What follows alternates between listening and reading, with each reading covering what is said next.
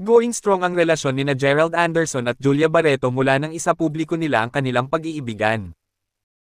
Ayon kay Gerald, marami na silang pinagdaanan ni Julia ngunit mas nananaig ang tiwala nila sa isa't isa kaya sila patuloy na nagtatagumpay. Pagbabahagi ng kapamilya actor, maraming ups and downs, sa relationship, business, career, may mga ups and downs yan. Ang importante alam naman natin na kapag nasa down, angat ulit. Basta always stay humble, kasi bababa ulit and angat uli. Never give up. And siguro ayon yung ginagawa namin ni Julia, hindi kami nag-give up sa mga endeavors namin and each other. Ayon sa aming source at iba pang miyembro at owner, ang actor Gerald at Julia sa press room ng ABS-CBN Ball noong Sabado, September 30, 2023, hindi sila nakaligtas sa tanong kung kailan magle-level up ang kanilang relasyon at humantong ito sa usaping pagpapakasal. Napag-uusapan na ba ang marriage?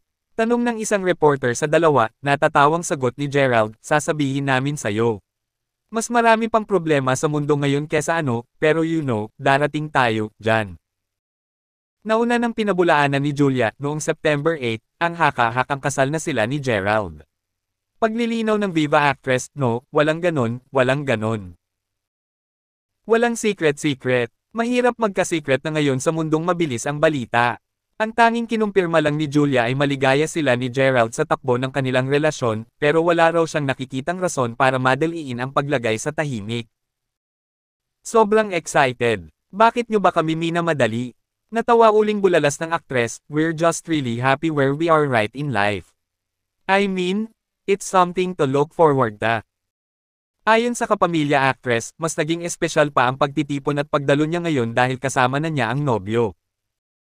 Saad ni Julia, kanina ko pa sinasabi na I'm really excited to be here, but I'm even more excited that I get to walk and attend this event with Gerald. So, we're so excited. Tinanong din si Gerald kung paano niya ay describe ang kanyang date na si Julia noong gabing iyon, pagmamalaki niya, very beautiful. Given naman na yon, hindi ko na kailangang sabihin. Para sa kapamilya actor, bukod sa kasama niya si Julia, masaya rin siyang makita ang mga katrabaho niya matapos ang halos 4 na taong pagkakahinto ng taunang ABS-CBN Ball dahil sa pandemya at pagkawala ng prangkisa ng Kapamilya Network. Aniya, yung magkikita-kita ulit yung mga nakasama natin sa trabaho and yung mga makakasama pa natin at mga kaibigan nating matagal na nating hindi nakasama, it's celebration.